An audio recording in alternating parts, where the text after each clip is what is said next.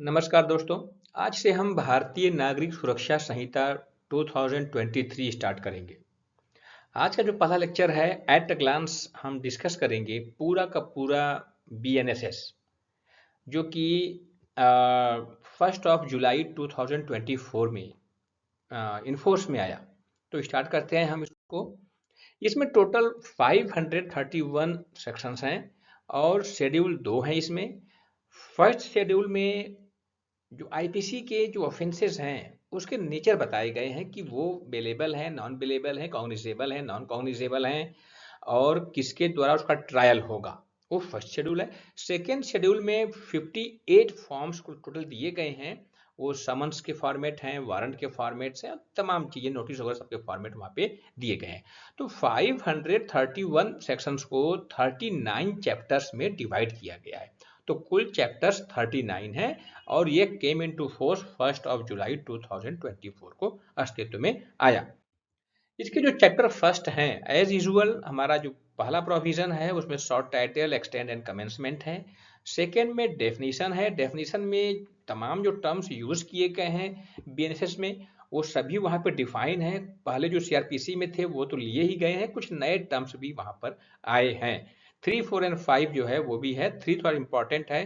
Construction of references हैं, यानी कि जहाँ पे मजिस्ट्रेट टर्म्स यूज किया गया है वो मजिस्ट्रेट किसके लिए है, जुडिशियल मजिस्ट्रेट है या एग्जीक्यूटिव मजिस्ट्रेट है, वो सब वहाँ पर दिया गया है। 4 में कहा गया कि जितने भी ऑफेंसेस भारतीय न्याय संहिता में हैं, जो पहले आईपीसी था उसका ट्रायल सीआरपीसी यानी कि अब जो है बीएनएसएस के तहत ही होगा। और अदर लॉज भी लिखा है साथ में 4 में। तो अदर लॉज में यदि कोई प्रोसीजर नहीं बताया गया है तब सीआरपीसी यही बीएनएसएस ही फॉलो होगा। 5 में जो है कुछ प्रोविजंस को सेव किया गया है और वो क्या होगा उसको हम देखेंगे। चैप्टर 2 है जो कि पिछली तरफ ही लिया गया है, constitution of criminal codes and offences हैं। ये सेक्शन 6 से 20 तक है और इसमें जो 6 है क्लासेस ऑफ क्रिमिनल कोर्ट है, हाई कोर्ट से लेकर के लोअर लेवल तक जुडिशियल मजिस्ट्रेट सेकेंड क्लास तक का बताया गया है। उनके जो है टेरिटोरियल डिविजन्स क्या हैं उस आधार पे हैं। कोर्ट ऑफ सेशन को कॉन्स्टिट्यूट किया गया है 8 में। 9 में कोर्ट ऑफ जुडिशियल मजिस्ट्रेट हैं और सीजीएम एंड एडिशनल सीजीएम 10 में हैं। स्पेशल मजिस्ट्रेट आपके 11 में है। तो स्पेशल जुडिशियल मजिस्ट्रेट जिनको 1 साल के लिए अपॉइंट किया जाता है उनको 11 में बताया गया है। तो याद रखना 8, 9, 10 and 11 court of sessions, court of judicial magistrate and CGM and additional CGM और यहाँ पर स्पेशल है। इसके बाद जब इधर हम आएंगे तो यहाँ पे 14 एंड 15 बहुत इंपॉर्टेंट है, executive magistrate and special executive magistrate. उसके बाद 18, 19 एंड 20 है public prosecutor, assistant public prosecutor and directorate of the prosecution. तो यहाँ पर एक संस्था बनाई गई है, इंस्टीट्यूशन बनाया गया है, this is name at the directorate of the principal prosecution sorry. तो वो यहाँ पर है। तो डायरेक्टर वहां पर होगा और एक होगा डिप्टी डायरेक्टर, उन सबको यहाँ पे बनाया गया है। एक हाई कोर्ट के लिए होगा, एक होगा कोर्ट ऑफ सेशन के लिए। तो 20 जब हम पढ़ेंगे तो उसको डिस्कस करेंगे। चैप्टर 3 में पावर्स ऑफ कोर्ट्स है, यानी कि चैप्टर 2 में कॉन्स्टिट्यूशन ऑफ कोर्ट्स है और चैप्टर 3 में जितने जितने कोर्ट वहाँ पे कॉन्स्टिट्यूट किए गए हैं वहाँ पर उनके पावर्स क्या हैं। तो कोर्ट्स के पावर यहाँ पे हैं। इसको सेक्शंस वाइज कभी नहीं पूछता है बट चैप्टर में आपको ध्यान रखना है। कुछ चीज़ें यहाँ पे आपको दिखेंगी। विड्रॉल ऑफ पावर्स है 28 में, वो भी देखना है आप। बाकी तो चीज़ें वहीं एज यूजुअल कॉमन है। उसके बाद चैप्टर 4 हमारा है powers of superior officer of police and aid to magistrate and the police. तो यानी कि powers of superior officer of police and aid to the magistrate and the police. तो जितने भी एसपी रैंक के हैं, एसएसपी रैंक के हैं, डीएसपी हैं, उन सबके पावर क्या होंगे वो भी दिखाया गया है और वो कैसे मजिस्ट्रेट को हेल्प करेंगे और जो अदर पुलिस हैं, लोकल पुलिस है, उनको कैसे हेल्प करेंगे, वो सब चीज़ें यहाँ पे डिस्कस की गई हैं। चैप्टर 5 हमारा बहुत इंपॉर्टेंट है एपीओ के लिए, सिविल जज के लिए। तो इसमें चैप्टर 5 में अरेस्ट ऑफ पर्सन्स है, ये 35 से लेकर के 62 तक है। तो अरेस्ट इन कॉग्निजेबल केस पहले था मैटर, अब वो हटा दिया गया है। यहाँ पे वेन पुलिस में अरेस्ट विदाउट वारंट है, 41 में पहले था, अब ये 35 में है।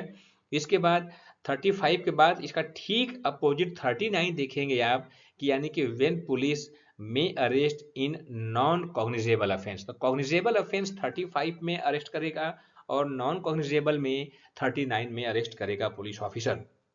लेकिन कुछ ऐसे और भी प्रोविजंस वहां पर हैं 35 में कि वो कुछ अदर मैटर में भी पुलिस ऑफिसर अरेस्ट कर सकता है, इसलिए उसकी हेडिंग दी गई है व्हेन पुलिस में अरेस्ट विदाउट वारंट।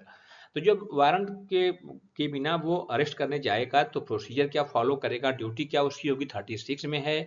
और 37 में एक जो है कंट्रोल रूम बनाया गया है, उसका एक ऑफिसर्स होगा, वो है डिस्ट्रिक्ट लेवल भी बनाया जाएगा। और 38 में right of person arrested and the person arresting, उसका ड्यूटी क्या होंगे, वो दोनों चीजें यहाँ पे बताई गई हैं।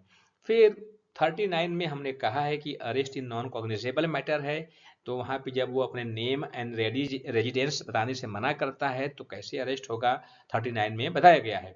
40 में है arrest by private person and procedure on such arrest है। प्राइवेट पर्सन यानी हम और आप कैसे किसी व्यक्ति को अरेस्ट कर सकते हैं, किसी एक्यूज्ड को अरेस्ट कर सकते हैं, 40 में बताया गया है। और 41 में अरेस्ट बाई मजिस्ट्रेट है। तो ये प्रोविजन वैसे हैं जो पिछली बार दिया गया था। थोड़े से 39 में चेंज है, वो हम उसको वहां पे देखेंगे। 43 हमारा है, फिर उसके बाद हर अरेस्ट हाउ मेड, ये चीजें हैं। और उसके बाद जो हमारा 47 है person arrested to be informed of ground of arrest and of right to bail. तो ground of arrest and right to bail दोनों मामले उसको बताए जाएंगे कि आपके पास बेल के राइट है या नहीं है और किस ग्राउंड पे आप अरेस्ट हो रहे हो, ये 47 में। तो ये प्री के लिए बहुत इंपॉर्टेंट है। 45 भी इंपॉर्टेंट है, pursuit of offender into other jurisdiction. तो जुरिस्डिक्शन अगर आप गिरफ्तार करने जा रहे हो, वो दूसरे क्षेत्र में भाग गया है, दूसरे एरिया में भाग गया है, तो वहां भी आप जा करके उसको अरेस्ट कर सकते हो। तो यदि मान लो कि नागपुर की पुलिस है, वो चली गई दूसरे डिस्ट्रिक्ट में, वहां भी जाकर अरेस्ट कर सकती है उसका पीछा करते करते। तो ये चीजें यहाँ पे दी गई है। बट एक बार व्यक्ति अगर भाग गया तो दोबारा दूसरे क्षेत्र में जाकर अरेस्ट करना ये अलग मैटर हो जाएगा, तो इसको हम बाद में डिस्कस करेंगे। इसके बाद जो है 48 कहा गया है कि obligation of person making arrest to inform about arrest to relatives और फ्रेंड्स। तो यहाँ पे 48 है, वो भी देखेंगे। एंड यानी कि 47 48 जो है आर्टिकल 22 को ही फॉलो किया गया है, जो फंडामेंटल राइट्स 22 में है वो यहाँ पर आकर सिक्योर किया गया है। 49 में सर्च ऑफ अरेस्टेड पर्सन है, यानी कि उसकी बॉडी को सर्च किया जाएगा और कोई यदि मैटर पाया जाता है तो 50 में उसको सीज कर लिया जाएगा। इसके बाद जो है उसका एग्जामिन होगा 51 में मेडिकल प्रैक्टिशनर के द्वारा जो है। और उसके बाद जो है यदि कोई रेप विक्टिम है और एक्यूज्ड है रेप का, तो उसका भी जो है मेडिकल प्रैक्टिशनर से उसका एग्जामिनेशन होगा। तो जिसने रेप किया है उसका एग्जामिनेशन 52 में यहाँ पे बताया गया है। 53 में देखिए 51 और 52 थोड़े से अलग अलग चीजें हैं, तो वो हम उसको वहां पे डिस्कस करेंगे। तो examination of accused by medical practitioner at request of police officer, तो ये चीजें हैं, यानी यहाँ पर रिक्वेस्ट चीजें हैं। 52 में मैंडेटरी बताया गया है कि अगर रेप एक्यूज्ड है, एक्यूज्ड ऑफ रेप है, तो उसका एग्जामिनेशन होगा ही होगा, वहाँ पे रिक्वेस्ट करने की जरूरत नहीं है, वहाँ पे वो एग्जामिनेशन होगा ही।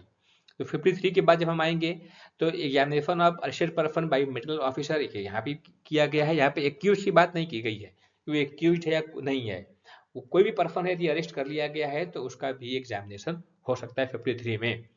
54 में आइडेंटिफिकेशन ऑफ पर्सन अरेस्टेड, उसकी पहचान की जाएगी किसको हमने अरेस्ट किया है, तो इसके लिए भी उसका एग्जामिनेशन हो सकता है 54 में। कैसे उसको आइडेंटिफाई करेंगे कि ये वही व्यक्ति है या वही व्यक्ति नहीं है, या बिना मेडिकल एग्जामिनेशन के भी हम किसी और तरीके से लोगों से पूछ करके, जो पर्सन फेमिलियर हैं उससे पूछ करके हम उसकी पहचान कर सकते हैं। फिर उसके बाद अगर कोई इंपॉर्टेंट चीजें हैं तो यहाँ पर हम देखेंगे, कुछ खास नहीं है, बस 61 में पूछता है प्री में जो है power on escape to pursue and retake. तो यदि कोई कस्टडी से भाग गया है तो उसका जो है उसको आप उसका पीछा कर सकते हो, परस्यू कर सकते हो और दोबारा उसको अरेस्ट कर सकते हो। और 62 में है कि arrest to be made strictly according to the संहिता, तो इस बीएनएसएस के अकॉर्डिंगली ही अरेस्ट किया जाएगा। ध्यान रखना है पुलिस ऑफिसर को when they are going to arrest to any persons और एक्यूज्ड पर्सन। इसके बाद हमारा जो है चैप्टर 6 है। चैप्टर 6 और चैप्टर 7 दोनों लगभग एक जैसे हैं। बहुत ध्यान रखना, जब भी कोर्ट को आवश्यकता पड़ती है कि किसी व्यक्ति को कोर्ट में बुलाना है तो समन, वारंट, प्रोक्लेमेशन और अटैचमेंट करती है। तो ये चीज़ें यहाँ पर चैप्टर 6 में दिया गया है। और जब कोई डॉक्यूमेंट कोर्ट को बुलाना है, कोर्ट को कि कोई डॉक्यूमेंट कोर्ट में प्रोड्यूस करो, तो चैप्टर 7 अप्लाई होता है। वहाँ पे भी समन है, सर्च वारंट है, फॉरफीचर है and production of the applicant persons हैं, या उसके अलावा किसी पर्सन को जो है उसके पोजीशन से रॉन्गफुली तरीके से डिस्पजेस किया गया है, तो रिस्ट्रेशन ऑफ पोजीशन भी वहाँ पे हम देखेंगे। तो process to compel for the personal appearance, जब हम करेंगे फिजिकल अपीयरेंस तो चैप्टर 6 है हमारा। Process to compel for the production of the document, तब चैप्टर 7 हम अप्लाई करेंगे। इसके बाद तो इसका मतलब है कि जो हमें चैप्टर 6 में देखना है वो हमारा बहुत इंपॉर्टेंट है। वो चैप्टर 6 हमारा है। उसके बाद आगे जब हम बढ़ेंगे चैप्टर 6 में ही जो है वहाँ पे समन था, वारंट था, और अभी प्रोक्लेमेशन दिखेगा 84 में आपको, और 85 में अटैचमेंट दिखेगा। तो 4 प्रोविजंस आपको याद रखने की जरूरत है। इसके बाद जब हम चैप्टर 7 देखेंगे तो process to compel the production of things है, जो हमने बताया था। यहाँ पे समन है और 96 में वारंट है, सर्च वारंट है। उसके बाद 98 में publication forfeited and to issue search warrant for the same. This is power given to the state government that they can declare the certain publication to be forfeited and to issue such warrant. तो जैसे ही इस state government ने एक order pass कर दिया है कि certain publication जो है फॉरफिट होना चाहिए, तो then the first class magistrate is having the power to issue the search warrant. और किसी भी जो पुलिस ऑफिसर है उसके पास ये राइट हो जाता है कि वो उसकी कॉपी जहाँ जहाँ भी देखे उसको सीज कर लेगा। 98 में है। और जो पर्सन एग्रीव्ड है वो 99 में हाई कोर्ट में वहाँ पे चैलेंज कर सकता है। तो 99 में चैलेंज करेगा हाई कोर्ट में, केवल हाई कोर्ट के ही पास पावर है, किसी के पास पावर नहीं है। फिर रॉन्गफुली कन्फाइंड कोई पर्सन है तो उसको छुड़ाने के लिए आप 100 में एप्लीकेशन देंगे, सीजीएम को देंगे, या जो है एसडीएम को या डीएम को भी आप दे सकते हैं, या मजिस्ट्रेट फर्स्ट क्लास को दे सकते हैं एप्लीकेशन कि एक बंदा हमारा जो है रॉन्गफुली कन्फाइंड है, किसी ने कर लिया है, वो छुड़ाया जाए। तो जो हाईबियस कॉर्पस है रिट, उसी हाईबियस कॉर्पस रिट के अकॉर्डिंगली यहाँ पे 100 में प्रोविजंस दिया गया है। हाईबियस कॉर्पस की जो पावर है हाई कोर्ट और सुप्रीम कोर्ट के पास है, और लेकिन ये पावर सीधे सीधे जो है 4 लोगों को दिया गया है, डीएम, एसडीएम, सीजीएम और मजिस्ट्रेट फर्स्ट क्लास को दिया गया है। यहाँ पे आप एप्लीकेशन दे सकते हैं। 101 बहुत जो है इंपॉर्टेंट मैटर है। 101 जो है power to compel restoration of abducted female. तो कोई फीमेल जो है एब्डक्ट कर ली गई हो और वो किसी के पोजीशन में थी, लीगल पोजीशन में थी, तो उसके पोजीशन को रिस्टोर करने के लिए यहाँ पे एफिडेविट दिया जाता है, और उस एफिडेविट के आधार पे कोर्ट ऑर्डर कर सकता है कि पोजीशन को रिस्टोर किया जाए। तो यहाँ पे फीमेल हो, मैरिड हो, या जो है गर्ल्स चाइल्ड हो, इन दोनों को किसी ने जबरदस्ती उठा ले गए हो, उसका किडनैप एब्डक्ट कर लिया हो, तो वहाँ पर ये प्रोविजन लागू होगा। जैसे कभी कभी क्या होता है कि जब हस्बैंड और वाइफ जो है सेपरेट रहते हैं और वाइफ ने अपने साथ बच्ची को ले गई है, तो हस्बैंड जाता है और बेटी को उठा ले आता है बिना वाइफ के परमिशन के, तो यहाँ पर ये लागू हो सकता है। या वाइफ मायके गई है तो हस्बैंड गया, उसको जबरदस्ती मायके से उठा ले आया, तो उसके पेरेंट्स या ब्रदर आया, वाइफ को जबरदस्ती ले गया तो हस्बैंड, तो इस तरह से ये प्रोविजन यहाँ पे लागू होगा। तो यानी कि पोजीशन को रिस्टोर किया जाएगा अगर वो लॉफुल पोजीशन फिर डिस्पजेस कर लिया गया है तो। हाँ, बहुत इंपॉर्टेंट प्रोविजंस हैं। इसके बाद जब हम आगे बढ़ेंगे तो हमारा चैप्टर 8 आएगा, reciprocal arrangement of assistants in certain matter and procedure for attachment and forfeiture of property. तो जो चैप्टर 6 हमने देखा था जहाँ पे अटैचमेंट है, और चैप्टर 7 में जहाँ फॉरफीट है, उन दोनों के लिए यहाँ पर ये चैप्टर बनाया गया है। उसका ये सप्लीमेंट्री प्रोविजंस यहाँ पर दिए गए हैं। This is the reciprocal arrangement. Chapter 9 है, ये पहले चैप्टर 8 हुआ करता था सीआरपीसी का, अब यहाँ पे चैप्टर 9 है, security for keeping the peace and for good behaviour. तो ये केवल एक प्रोविजंस है जो 125 है, this power is given to the judiciary. Otherwise अन्य सभी पावर जो है वो एग्जीक्यूटिव मजिस्ट्रेट के पावर हैं कि वो लोगों को बाउंड कर सकता है कि आप हमारे यहाँ आकर के बॉन्ड भरिए कि आप हमारी प्रेमाइसेस में, हमारे कैंपस में या हमारे एरिया में public piece and tranquillity maintain रखेंगे। 1 साल तक, 3 साल तक उसको हम आगे देखेंगे। तो यहाँ पे चीज़ें दी गई हैं। इसके बाद चैप्टर 10 हमारा है, जो पहले चैप्टर 9 हुआ करता था, order for maintenance of wifes, childrens and parents. 144 से 147 तक है, ध्यान रखना। पहले 125 था वाइफ के मेंटेनेंस को लेकर के, अब 144 है। पहले एक धारा 144 लागू हुआ करती थी, अब वो लागू नहीं होगी। अब 144 का मतलब है कि order for maintenance of wife, children and parents. तो ये है, उसके प्रोसीजर क्या है, अल्टरेशन या अलाउंसेस क्या है, और इन्फॉर्मेंस फॉर ऑर्डर ऑफ मेंटेनेंस यहाँ पे हम देखेंगे। 4 प्रोविजंस यहाँ पे चैप्टर 10 में दिया गया है। चैप्टर यहाँ पे 11 है। 11 में maintenance of public order and tranquillity है, ये पहले चैप्टर 10 हुआ करता था। इसमें भी एग्जीक्यूटिव मजिस्ट्रेट के पास है, अर्जेंट न्यूसेंस के मैटर सब इसी में डील हुआ करते थे। और जो धारा 144 लागू होती थी, अब वो धारा 163 लागू होगी, section 163, power to issue order in urgent case of nuisance और एप्रीहेंडेड डेंजर।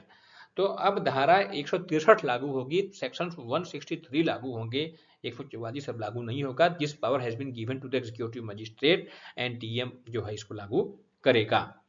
तो चीजें यहाँ पर हैं। इसके बाद आगे जब बढ़ेंगे तो चैप्टर 12 है हमारे पास, ये है preventive action of the police. कोई अपराध घटने से पहले ही पुलिस कुछ एक्शन ले सकती है ताकि वो ऑफेंस कमिट न होने पाए। तो this power is given to the police officer for the preventive, this is the preventive measurement. तो ये यहाँ पर है। इसके बाद जो हमारा चैप्टर 13 है, ये मोस्ट इंपॉर्टेंट है, this is the backbone of the criminal procedure. तो information to the police and their powers to investigate, chapter 13 हमारा ये है। और अब FIR 154 में नहीं है, 173 में है, ध्यान रखना। तो इन्फॉर्मेशन टू कॉग्निजेबल केस 173 में है। उसके बाद 175 में है power, police officers power to investigate cognizable case. इसको हम बहुत ध्यान से पढ़ेंगे, बहुत डिटेल में पढ़ेंगे।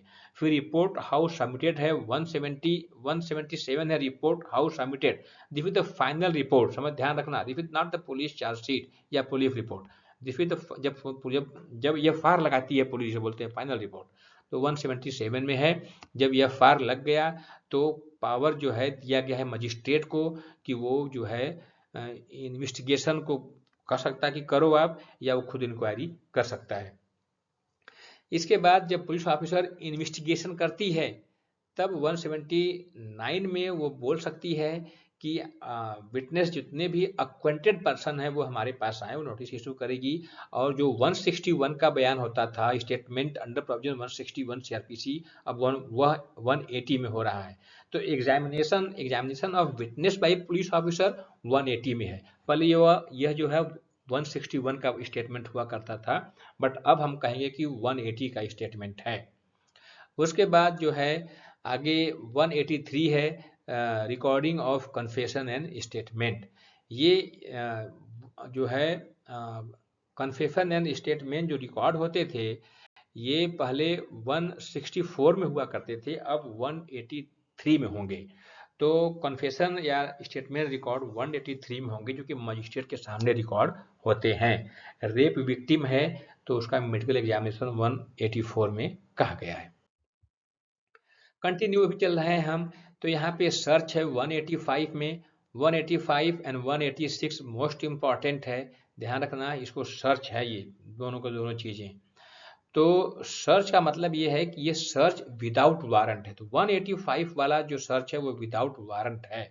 और जो सर्च हमने सर्च वारंट वहां देखा था चैप्टर 7 में, वो सर्च वारंट है, यानी सर्च जो होगा वारंट के अधीन होगा। Search made under warrant, but this is without the warrant. तो 185 में सर्च विदाउट वारंट है, ध्यान रखना। 187 में पुलिस रिमांड की बात कही गई है, जो पहले 167 में हुआ करता था। तो this is the 187 procedure when investigation can not be completed in 24 hours. तो जो कि कॉन्स्टिट्यूशनल मैंडेट है कि 24 घंटे के से ज्यादा किसी को आप अरेस्ट नहीं कर सकते, तो उसको आप नियरेस्ट मजिस्ट्रेट के पास ले जाओगे। तो वही हाल है यहाँ पे, वो ले जाएगा मजिस्ट्रेट के पास पुलिस ऑफिसर्स अरेस्टेड पर्सन को, और वहाँ पे रिमांड लेने का प्रयास करेगा। तो यहाँ पे या तो उसको पुलिस रिमांड मिलेगी या उसको मिलेगा जुडिशियल रिमांड। तो पहले 167 था, अब 187 हो गया है। पुलिस डायरी अब 192 में है, पहले 182 में हुआ करती थी, अब 192 में है पुलिस डायरी। और पुलिस रिपोर्ट अब यहाँ पर 193 है, पहले 173 में हुआ करती थी। तो चीजें थोड़ी सी चेंज है, सेक्शंस चेंज है, कुछ चीजें अंदर भी चेंज है, ऐसी बात नहीं है, बहुत अच्छी चीजें जोड़ी गई हैं, उसको हम डिस्कस करेंगे। तो पुलिस डायरी 192 में है, 193 में पुलिस रिपोर्ट हो गई है, और पुलिस रिमांड 187 में है, ध्यान रखना। इसके बाद जो है, जब हम बात करेंगे कि police to inquire and report on suicide, तो ये 194 है, इंक्वेस्ट है, इंक्वेस्ट रिपोर्ट बनेगा। 174 पहले था, अब 194 है, इंक्वेस्ट यहाँ पर है। उसके बाद समन होगा, जो जानते हैं कि कैसे डेथ हुई है उसकी। और फिर 196 में यदि किसी प्रेमाइसेस में किसी व्यक्ति की डेथ हुई है, वो गवर्नमेंट ऑफिसर्स है, पब्लिक ऑफिसर्स है, तब वहां पर मजिस्ट्रेट इंक्वायरी होगी, ये 196 में है। इसके बाद जब हम आते हैं तो चैप्टर 14 हमारे पास है, jurisdiction of criminal court inquiry and trial, यानी place of inquiry and trial.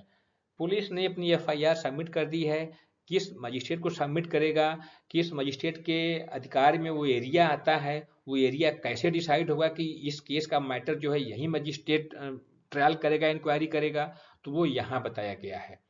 तो इसको हमें भी बहुत ध्यान से पढ़ना है कि किस किस मजिस्ट्रेट को किस किस एरिया पर राइट मिलता है। यदि चोरी हुई है, थेफ्ट हुआ है, तो थेफ्ट के मामले में ट्रायल कौन करेगा। मान लो थेफ्ट यहाँ हुआ है एक जगह, दूसरे डिस्ट्रिक्ट में जाकर के सामान वो बेचा गया है, तीसरे डिस्ट्रिक्ट में उसको छिपाया गया है, तो किस किस डिस्ट्रिक्ट के मजिस्ट्रेट को वो ट्रायल करने के अधिकार होंगे, वो चैप्टर 14 में बताया गया है।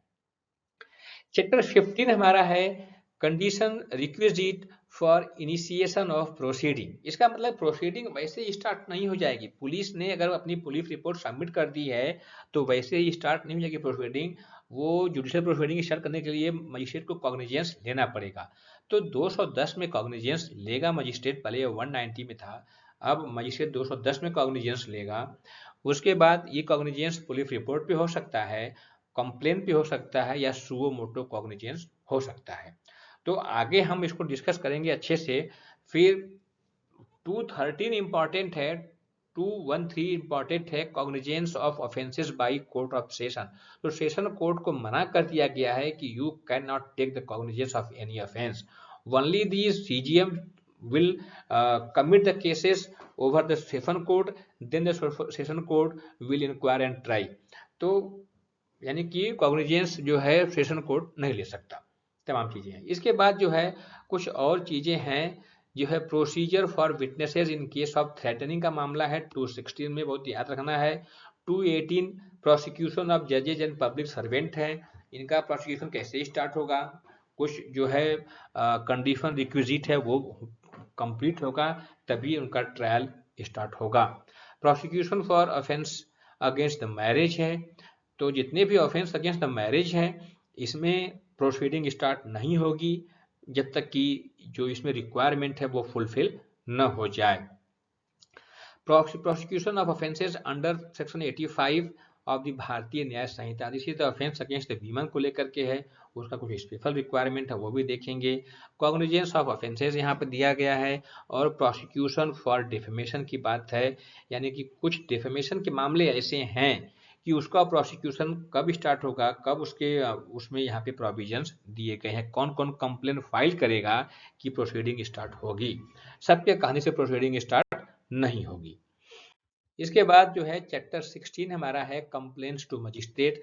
जब एक पर्सन मजिस्ट्रेट के पास कंप्लेन कराने जाता है तो क्या प्रोसीडिंग मजिस्ट्रेट फॉलो करेगा, यहाँ पर कहा गया। उसका एग्जामिनेशन होगा, फिर वो खुद अपनी इंक्वायरी स्टार्ट कर सकता है, फिर then after he will take the cognizance, या वो प्रोसीडिंग को पोस्टपोन कर सकता है, कुछ और उसमें बोल सकता है कि इसमें और इंक्वायरी करो, इन्वेस्टिगेशन और ज़्यादा करो। फिर अगर पाता है कि नहीं कुछ मामला नहीं बन रहा है तो कंप्लेन को डिसमिस कर देगा। तो इतनी बातें यहाँ पर कही गई हैं।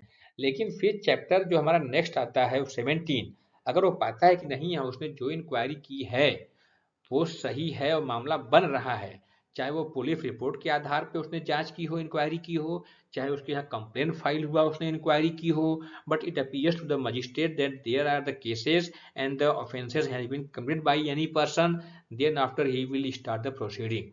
तब वहां पर इशू ऑफ प्रोसेसेस, ध्यान रखना, इशू ऑफ प्रोसेस करेगा वो, तो कौन सा होगा, चैप्टर 6 और चैप्टर 7 को फॉलो करेगा। या समन इशू करेगा, वारंट इशू करेगा, सर्च वारंट इशू करेगा, वहां पे समन इशू करेगा, तो चीजें यहाँ से स्टार्ट होंगी वो। तो चैप्टर 6 एंड 7 को फॉलो करेगा। तो उसके बाद की पूरी प्रोसीडिंग यहाँ पर बताई गई है। वो धीरे धीरे चार्ज फ्रेम करने की तरफ जो है वो आगे होगा।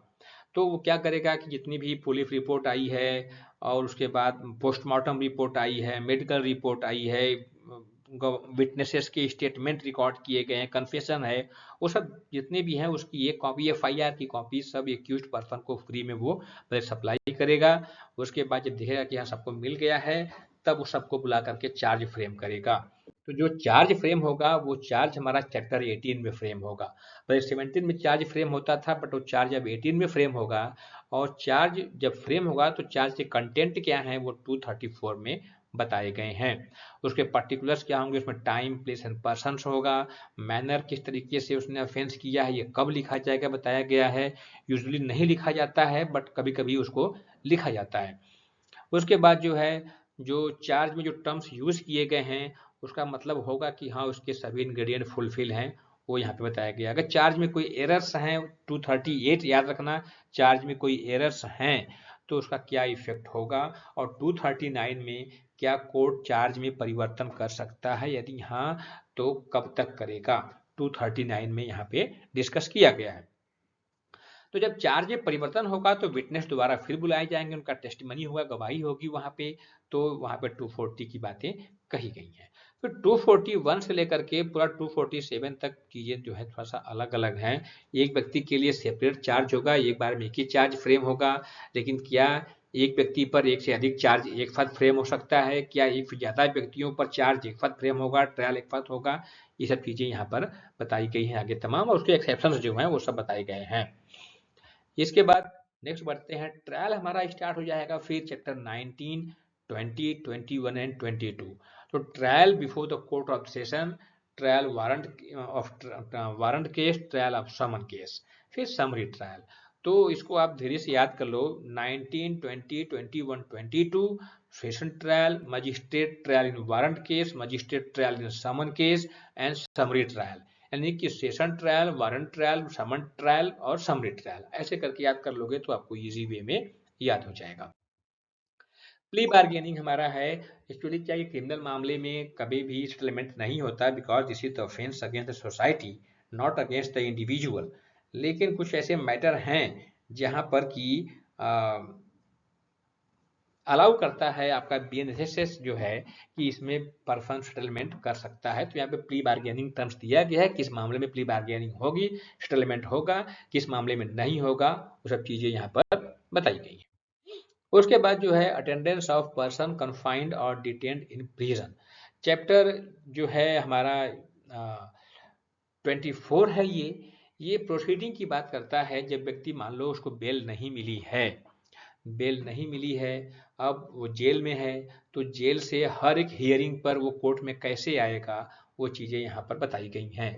किसको समन इशू होगा और वो कौन उसको जेल से बैठा करके कोर्ट में लाएगा, या कुछ ऐसे कंडीशंस हैं कि स्टेट गवर्नमेंट मना कर सकती है कि इसको हम कोर्ट में नहीं ले जाएंगे, आप हियरिंग यहीं आकर करो, तो सब चीज़ें यहाँ पर है। इसके बाद चैप्टर 25 हमारा है, evidence in inquiry and trial. तो प्रोसीडिंग के दौरान जो एविडेंसेस लिए जाएंगे, कैसे रिकॉर्ड होगा, कौन सी लैंग्वेज यूज की जाएगी कोर्ट में, अगर कोई ऐसा लैंग्वेज है जो कि पार्टी नहीं समझ रही है, जो इंटरप्रीटर आएगा 317 में इंटरप्रीट करेगा उसको जो है, तो वो सब चीजें यहाँ पर दी गई हैं। देन आफ्टर ये कंटिन्यू हमारा है, कोर्ट कितनी बार एडजर्नमेंट कर सकता है, 324 है, ये इंपॉर्टेंट है, जो भी रेड में दिखे आपको उसको नोट कर लेना है, क्योंकि वो इंपॉर्टेंट चीजें प्री के पॉइंट ऑफ व्यू से रहेगा। उसके बाद चैप्टर 26 हमारा है, general provisions as to inquiry and trial. अब ये कोर्ट के लिए है कि कोर्ट कौन कौन से प्रोविजन फॉलो करेगा, तो कैसे कैसे कोर्ट फॉलो करेगा। उसके बाद जो है, किसी को ड्यूरिंग दी ट्रायल, किसी को यदि माफ़ी देना है, पार्डन करना है, तो कैसे tender of pardon to accomplish कैसे दिया जाएगा, उसके कॉन्सिक्वेंसेस क्या होंगे, उसकी सज़ा कितनी कम हो जाएगी, तमाम चीज़ें हैं। पावर टू 351 एकदम याद रखना, power to examine accused person, यानी कि ये पावर जो है 351 की पावर दी गई है मजिस्ट्रेट को। मजिस्ट्रेट खुद से एक्यूज्ड को एग्जामिन करेगा, लेकिन वो ओथ पर एग्जामिन नहीं कर सकता, क्योंकि आर्टिकल 20(3) हमारे पास है, किसी को आप बाध्य नहीं कर सकते। तो 351 पे जो है, 351 में बिना ओथ के मजिस्ट्रेट उसका एग्जामिनेशन करेगा। लेकिन 353 यहाँ पर accuse person to be a competent witness, यदि एक्यूज ने खुद कहा है कि वो विटनेस के रूप में आना चाहता है, तब अब वो उसको ओथ दिलाया जाएगा, क्योंकि वो खुद से कह रहा है। तो वॉलंटरी नॉन फिट इंजूरिया है, इसका मतलब है कि उसने सहमति दे दी है, तो उसको क्या परिणाम होंगे वो समझ सकता है, तो इसलिए वहाँ पे ओथ दिलाया जाएगा। और अगर वो झूठ बोलता है तो उसके कॉन्सिक्वेंसेस भी वही बियर करेगा। 359 है कंपाउंडिंग ऑफ ऑफेंसेस हैं, यानी कि कुछ ऐसे मामले हैं जिसमें पार्टी खुद से समझौता कर सकती है, तो प्री बार्गेनिंग का ही एक और पार्ट यहाँ पे आपको देखने को मिलेगा। एंड 360 में क्या है कि प्रोसिक्यूशन कुछ ऑफेंस को विड्रॉ कर सकती है, और विड्रॉ कर लेगी तो उसे कौन कौन से ऑफेंस जिसे विड्रॉ कर सकती है वो, और विड्रॉ करने के कॉन्सिक्वेंसेस क्या होंगे, वो 360 में बताया गया। प्री का इतना ही आता है क्वेश्चन जो है। उसके बाद 364 कहा गया कि procedure when magistrate can not pass sentence sufficiently severe. तो यदि मजिस्ट्रेट के पास, मान लो मजिस्ट्रेट फर्स्ट क्लास है, उसके पास पावर है 3 साल का पनिशमेंट देने के लिए, अब वो चाहता है कि इसको पनिशमेंट 4 साल का दिया जाए, तो मामला सीजीएम को ट्रांसफर कर देगा। पहले ये मामला जो है प्रोविजन 325 में थी सीआरपीसी में, अब यहाँ पे 364 में है। तो यदि लगता है कि उसकी कैपेसिटी से बाहर पनिशमेंट देना चाहिए एक्यूज पर्सन को, तो मामला सीजीएम को फॉरवर्ड कर देगा, फिर सीजीएम उसको उतना पनिशमेंट देगा। 364 में है। इसके बाद जब हम आगे बढ़ेंगे तो हमारा 37 प्रोविजन है, ये चैप्टर 37 है, provisions as to accuse person of unsound mind. तो कोई पर्सन यदि अनसाउंड माइंड है तो उसका ट्रायल कितने देर तक पोस्टपोन रहेगा, और तब तक वो कस्टडी में कहाँ रहेगा, वो सब चीजें यहाँ पर दी गई हैं उसके बारे में। इसके बाद आगे बढ़ेंगे तो provisions as to offence affecting the administration of justice, यानी कि ड्यूरिंग द ट्रायल किसी व्यक्ति ने कोई ऑफेंस कर दिया है, कोई कोर्ट में न्यूसेंस कर रहा है, कोई झूठी गवाही दे रहा है, फॉल्स एविडेंस दे रहा है, काउंटरफीटिंग द एविडेंस कर रहा है वो, तो उसके बारे में क्या प्रोविजंस है वो यहाँ पर दिया गया है। उसके बाद जजमेंट है, पूरा ट्रायल हो गया हमारा तो कोर्ट जजमेंट देगा। जजमेंट के कंटेंट क्या होंगे वो यहाँ पे है, 392 में जजमेंट यहाँ पे दिया गया है, इससे स्टार्ट है, उसको डिफाइन किया गया है। तो वो चीज़ें हैं, जब जजमेंट में कौन कौन से पॉइंट होने चाहिए वो मेंशन करना होगा उन्हें, और विक्टिम का ट्रीटमेंट को कंपलसरी बना दिया गया है यहाँ पर, वो भी चीज़ें यहाँ पे हमें देखने को मिलेगी। और 399 में कॉम्पनसेशन टू पर्सन ग्राउंडलेसली अरेस्टेड है, उसके बारे में भी दिया गया है, याद रखना आप लोग जो है। और 396 में विक्टिम कॉम्पनसेशन स्कीम है, तो ये पहले 357 में हुआ करती थी, अब यहाँ पर 396 में है, वो याद रखना। और यदि एक्यूज पर्सन पे जुर्माना लगाया गया, फाइन लगाया गया, तो फाइन के पैसे कैसे कैसे ऑर्डर में कंपनसेट होंगे, 395 में है ऑर्डर टू पे कंपनसेशन, और 396 में विक्टिम कंपनसेशन है, 397 में ट्रीटमेंट ऑफ विक्टिम है। इतना आप लोग याद रखना। कोर्ट जो है 403 में लिखा है कि court can not alter judgment, इसका मतलब है कि रिव्यू के पावर कोर्ट के पास नहीं है, किसी भी क्रिमिनल कोर्ट को रिव्यू के पावर नहीं है, वो अपने जजमेंट को रिव्यू नहीं कर सकता, केवल सुप्रीम कोर्ट के पास पावर है, अदरवाइज किसी के पास पावर क्रिमिनल मामले में नहीं है। सीपीसी के मामले में तो सब है, रिव्यू रिविजन सब कुछ उनके पास है, बट क्रिमिनल मामले में नहीं है। चैप्टर 30 हमारा है submission of death sentence of confirmation, यानी कोर्ट ऑफ सेशन ने फांसी की सजा दी है, डेथ सेंटेंस दी है, तो वो जाएगा पहले हाई कोर्ट में कंफर्मेशन के लिए। सीआरपीसी में 366 में था, यहाँ पे 407 में है, वहाँ पे हाई कोर्ट जब करेगा उसको अप्रूव करेगा, then after the death sentence shall be executed. तो पूरी प्रोसीडिंग यहाँ पर दी गई है। इसके बाद अपील्स है, अपील के प्रोविजन यहाँ पे है, कब कब अपील होगी, तो पहले तो अपील नहीं होगी जब तक कि प्रोविजन ये संहिता में, जब तक कि कहीं ना कहीं आपको राइट नहीं दिए गए हों। तो राइट दिए हैं तब जब अपील करेंगे, अदरवाइज नहीं कर पाएंगे। तो जो आपको चीज़ें याद रखनी है, 415 है अपील फ्रॉम कन्विक्शन, 417 है नो अपील्स इन पेटी केसेस, 419 है appeal in case of acquittal. इसके अलावा जो है कभी कभी क्या होता है कि गवर्नमेंट पनिशमेंट को बढ़ाने के लिए भी अपील करती है, जब लगता है कि सफिशियंट पनिशमेंट नहीं दिया गया है तब भी वहाँ पे जाता है। तो वो भी चीज़ें हमें जो है यहाँ पे देखने को मिलेगी। तो जैसे अब कहा गया है कि appeal by state governments against sentence 418 में है। अभी जो देखो आप, हमने वेस्ट बंगाल में लाइफ इम्प्रिजनमेंट मैंने मिला है रेप वाले केसेस में, तो वेस्ट बंगाल गवर्नमेंट जो है आगे गई है हाई कोर्ट में सेंटेंस इंक्रीज करने के लिए, इसको फांसी की सजा मिले, तो वो 418 में ही जाएंगी। तो बीएनएसएस का मामला होगा 418 का, वहाँ पे स्टेट गवर्नमेंट हाई कोर्ट में अपील करेंगी कि सेंटेंस को इंक्रीज किया जाए। फिर तमाम चीज़ें हैं। Appeal against the conviction by high court in certain cases 420 है यहाँ पर, यानी कि हाई कोर्ट के अगेंस्ट जो है आप सुप्रीम कोर्ट में जाएंगे तो क्या प्रोविजन फॉलो होगा, वो यहाँ पे चीज़ें हैं। इसके बाद जब हम आगे आएंगे, special right of appeal in certain case 421 है। ये बिना हाई कोर्ट के परमिशन के भी आपके पास राइट है कि आप सुप्रीम कोर्ट में अपील में जा सकते हैं। वो कौन कौन से मामले हैं, वो 421 में है। अदरवाइज हाई कोर्ट यदि आपको आर्टिकल 134A के तहत लिख करके सर्टिफिकेट नहीं देता है तो आप सुप्रीम कोर्ट में अपील में नहीं जा सकते। लेकिन यहाँ पे कुछ 421 में कुछ प्रोविजंस बताए गए हैं जिसमें कि आप बिना सर्टिफिकेट के हाई कोर्ट के आप सुप्रीम कोर्ट जा सकते हैं। तो वहाँ पे चीज़ें हैं। आगे हम बढ़ेंगे, कंटिन्यू हमारा चलेगा। इसको हम देखेंगे कि अपील के प्रोसीजर कैसे होगा। जब व्यक्ति जेल में है तो कैसे अपील करेगा, जब बाहर है तो कैसे अपील करेगा। तो रेगुलर अपील और जेल अपील दोनों हम डिस्कस करेंगे। और फिर जब अपील एक बार फाइल हुई है तो कोर्ट क्या करेगा। पहले उसको जो है सबमिशन पे सुनवाई होगी, यानी कि समरी डिस्मिसल ऑफ अपील होगा।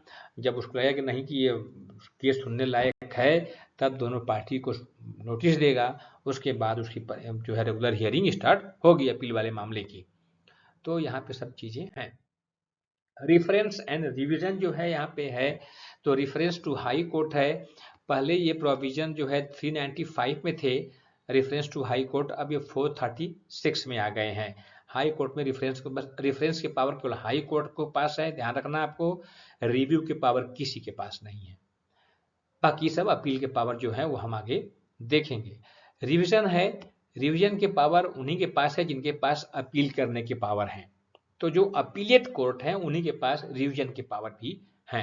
हमें याद रखना होगा 440 में सेशन जज के पास पावर है रिवीजन की, 441 में एडिशनल सेशन जज के पास पावर है, 442 में हाई कोर्ट्स के पास पावर है। तो session court, additional session court and high court 440, 441, 442, इतना हमें याद रखना होगा।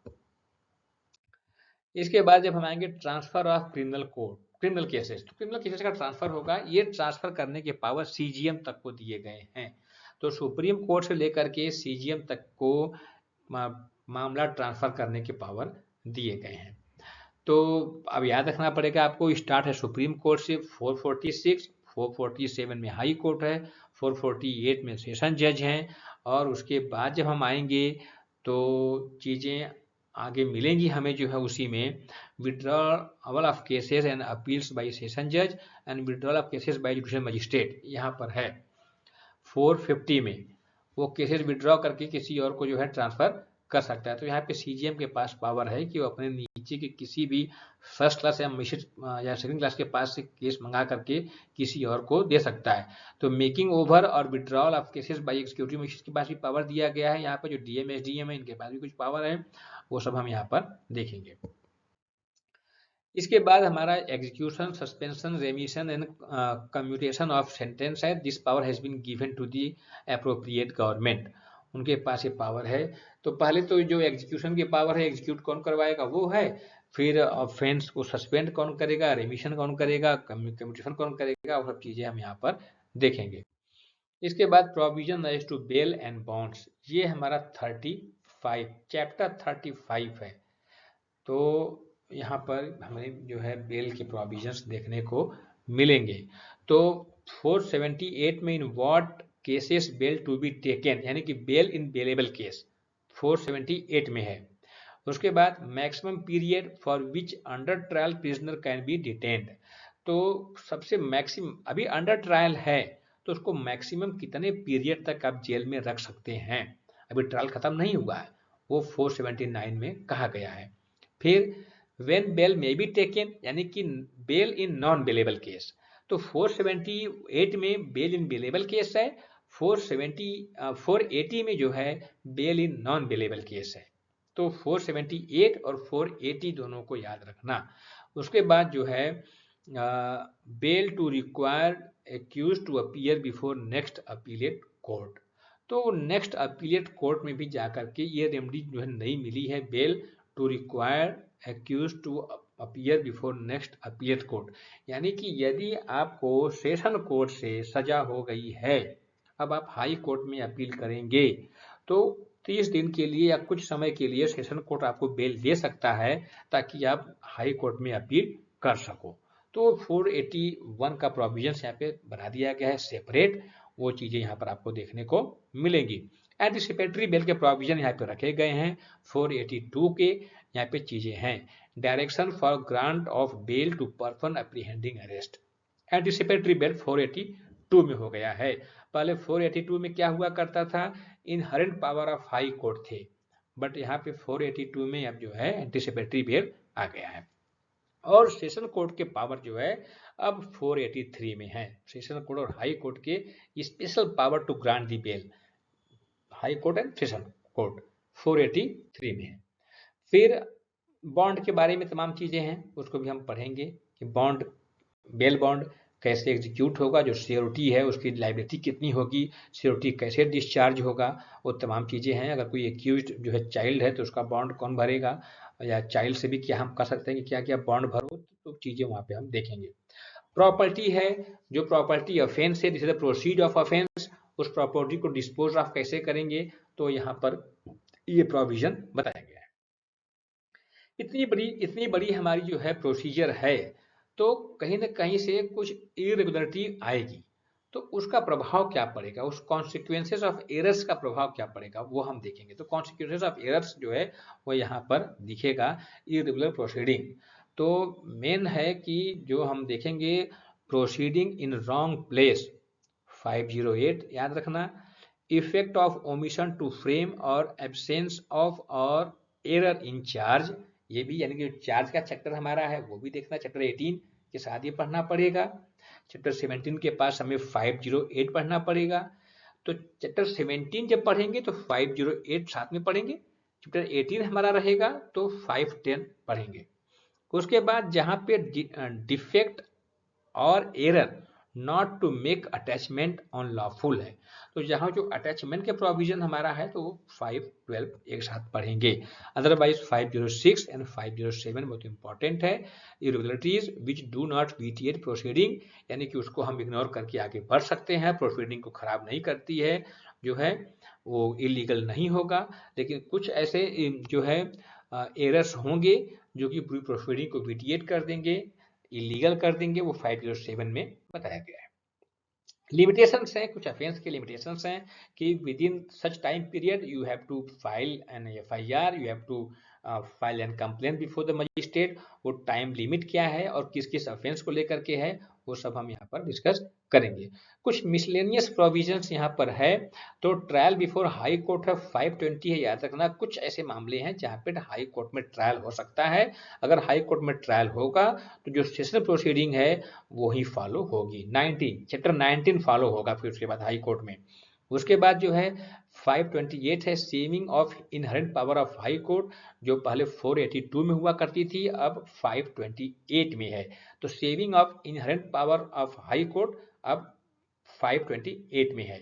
उसके बाद 530 में है trial and proceeding to be held in electronic mode, अब इलेक्ट्रॉनिक मोड से भी ट्रायल प्रोसीडिंग हो सकती है, तो वो चीजें यहाँ पर देखने को हमें मिलेगी। धन्यवाद, हम जल्द ही स्टार्ट करेंगे चैप्टर 1 से, बने रहिए हमारे साथ।